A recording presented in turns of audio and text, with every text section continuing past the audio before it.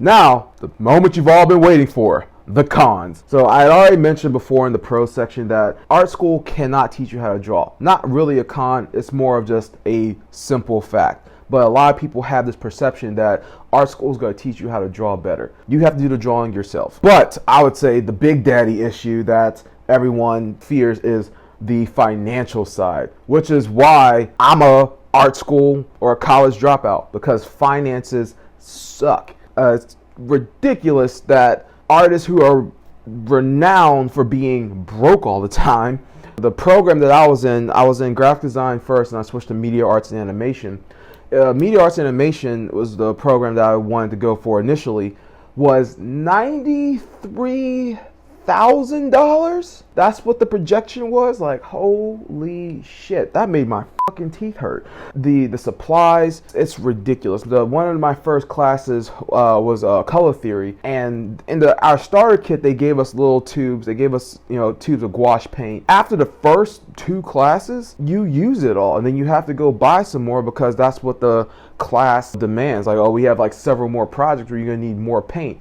And I was 17 at the time. I didn't have a job. I was depending on my parents for finances. It was just hard to buy paint. So the finance is a huge thing. My second biggest problem, and this took me a lot, like during my times of just growing up and thinking, like, why the fuck are we being taught algebra again and stuff that's just waste our time? Why in the shit are we learning something that we already spent 12 years learning? And I feel like that's just a waste of time that could be spent towards something else. Maybe throw in another class that revolves around the core classes. My thing is also just having classes that are specifically geared towards, like if you're going to have a math class, how about it's more of a business management class?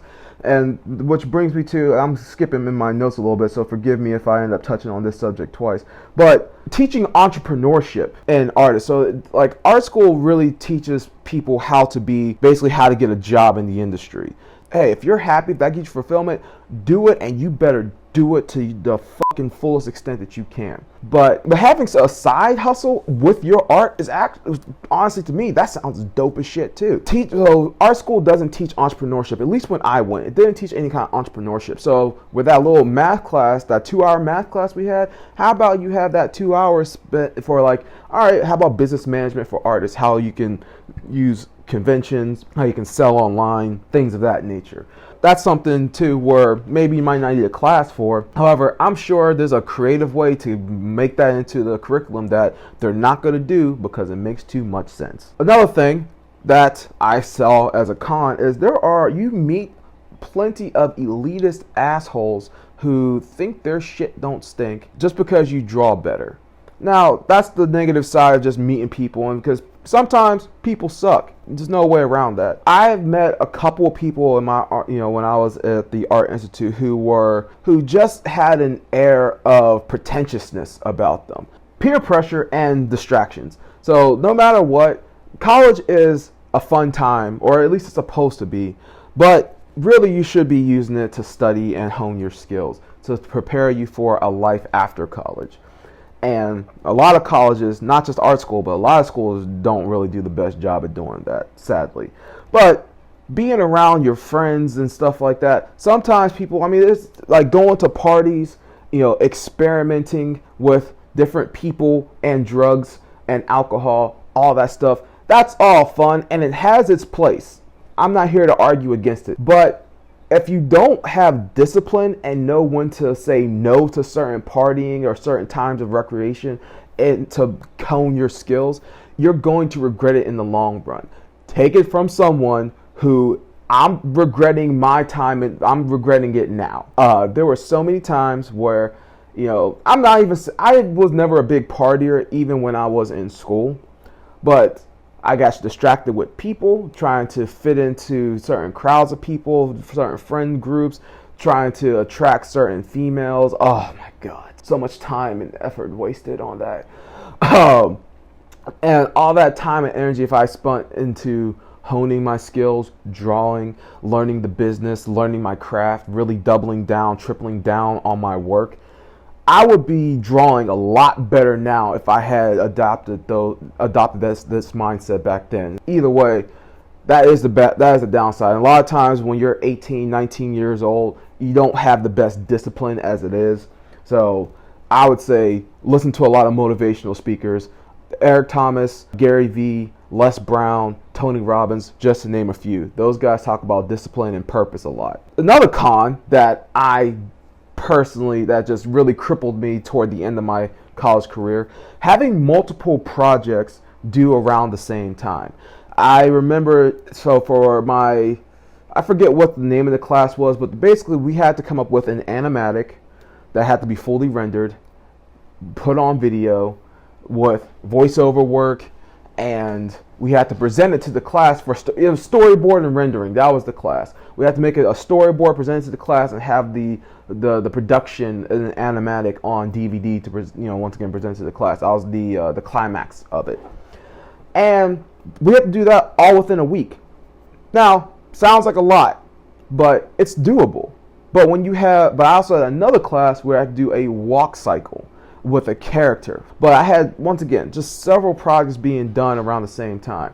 Now, me having this hindsight, I would have had plenty of time to do it if I had gotten up early, made sure I was eating properly, that I scheduled my time to do these projects around my work and class schedule, that I didn't get consumed with trying to have a social life and living my best college life. Like, all this stuff is very doable. I'm not gonna lie. Looking back on that, this is a con that's more like me bitching and complaining instead of just focusing and being disciplined. But for some people, it can be overwhelming and very, very stressful. I do remember getting up super early to do the projects, go to school, and I didn't have the best help around, mostly because I didn't ask for it, and I was very stubborn when I was younger. So there was a lot of that going on. But like I said, it can be very overwhelming if you don't know how to schedule this time properly. And I remember one of my teachers, so you have your good teachers, you also have your kind of crappy teachers. I had this one less of a lackluster kind of teacher. I forget his name. He was the kind of teacher who didn't really invest in you unless he saw you trying. Now, that's not a bad thing, I'm not gonna lie, because I'm pretty sure, trying to understand his point of view, he probably sees a bunch of students who dick around and he says, why should I invest anything in you if I don't see you trying? However, I would have liked to see at least more effort on his part to try to inspire. I feel as an educator, part of your job, you might have the skill set, be knowledgeable, but a part of your job, part of your responsibility as an educator is to inspire your students. And I say from the get-go, let them know, like, hey, even if you don't care, I want to persuade you to care. So that's my whole thing. I do remember I actually didn't turn in the final assignment because I was so overwhelmed with the storyboard. And yeah, I just made a judgment call. I'm like, well, I'm not doing the walk-in because I really did prioritize one class over the other. And they weren't, so once again, about the whole entrepreneurship thing, they only stressed that being a part of a studio, getting hired on from a company was the only way to make money as an artist. From what I remember, the teachers, the staff, they promoted entrepreneurship when it came to selling yourself to a company, but not independently going out there to, if you're a graphic designer, freelance as a graphic designer, make your own, build your own company from that. You're an animator, freelance that, with the Comic-Cons, drawing, like, there's big money in Comic-Cons if you do it right. But that's the thing, they said, hey, we're going to train you, or you're going to go here for 3 years, get this degree, and then you have a portfolio, and then, best luck working at DreamWorks Studios, something like that. Once again, if that's your route to go, I would say that's your route that you have to hit hard, but don't sleep on the entrepreneurial side of being an artist. It can be very discouraging. There are some, we're all humans, at least for the most part. We all are prone to being in our fields. Sometimes you get depressed. You try so hard on something and it still doesn't work out.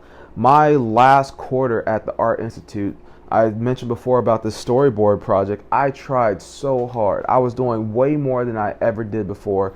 I got up early. I stayed up late. I was functioning on 4 hours of sleep a night. I'm pretty sure that at least 30% of my body was Monster energy drinks, not sponsored by the way. I tried so hard only to get a C- for the class project. And I remember even moments before the class started, I had to go to FedEx to get the storyboard printed up because for some reason I couldn't print it at the school. The colors didn't work out, and I ended up it was just a mess. But you know, I tried so hard just to fail so miserably.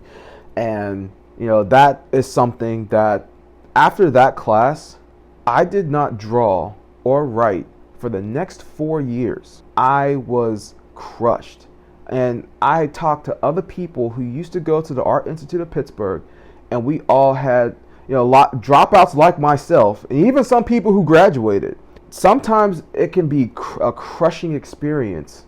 I would say more of the dropouts, but it was a crushing experience. It just robbed me of my motivation. It was like, well, why do I even do this? To give you guys, to say that I definitely hit a low point in my artistic endeavors. I dropped out of school. I worked full time. But working full time, you know, I'm grateful for how my life has unfolded because I worked full time and I was able to afford my own place, afford a lifestyle, this, that, and the other. But I was hurting for a long time on my art because I was also neglecting it. I was neglecting myself. I was neglecting a very essential part of myself. But it wasn't until I got some true hurtful words from an old acquaintance, friend, it's complicated of mine, that told me, like, you know, told me some real truth that made me draw again. Like I said, art school can be discouraging, but during the time that I wasn't drawing, I always felt like there was something missing from myself. I didn't feel happy. I felt unfulfilled. When I started drawing, even though my drawings sucked when I came back to drawing, I still did it. Now I draw a little better. I'm not exactly where I want to be, and there's no finish line to being an artist. It's just you keep pushing the ball up hills, and the further you climb, the more experience, the more skill set you have under your belt. So my final thoughts on art school is: should you go? Should you not go? Ultimately, I feel like you should go based off several conditions. One, if you have the finances to support it. So if I would say you don't have to come from a rich family, but if you can learn what you need to know what you're getting yourself into, because you're going to be in debt for a very long time. I'm still in debt. I'm not in that deep of a hole. I'm only about $16,000 in a hole, which is doable. So I would say if you're going to go to art school, start with the intention of not finishing. I know it sounds counterproductive, but at least get a year of art school, maybe 2 under your belt, and I mean really take advantage, bleed that school dry of its resources, and just really double down on your craft. Learn as much as you can, and then just at some point say, fuck it. With the technology and the access and the resources that are out there, you don't necessarily need art school. There's plenty of online resources. Skillshare is one of them. I'm not sponsored by Skillshare. Once again, holla at your boy. But there's Skillshare. There's even YouTube channels that's geared toward artists. There's communities on Facebook and others, and there's tutorials on Pinterest, Instagram. There's a lot out there. Now, granted, you have to search for these things, and you have to be disciplined enough not to get distracted by cat videos. It's more work on your part to educate yourself. Self-education is a task, absolutely. But at least you won't be in thousands, probably hundreds of thousands of dollars in debt. At the end of the day, it's up to you. What are you going to do? Are you going to travel down the road of going to art school with all this information in mind? Or are you just going to say, well, I'm just going to teach myself? Now, there are plenty of resources to do that. Books, definitely. I have a bunch of books I have a bunch of physical books in my personal library of resources that I flip through, that I go back to every once in a while. Maybe I'll do a review on a couple of them. But that's all I got, guys. So please let me know in the comment section below. Did you go to art school? What was your experience? Are you among the prestigious dropout community like myself? Tell us your experience. Either which way, don't forget to like, comment, and subscribe to the channel. I'm going to have more content coming out as soon as I can.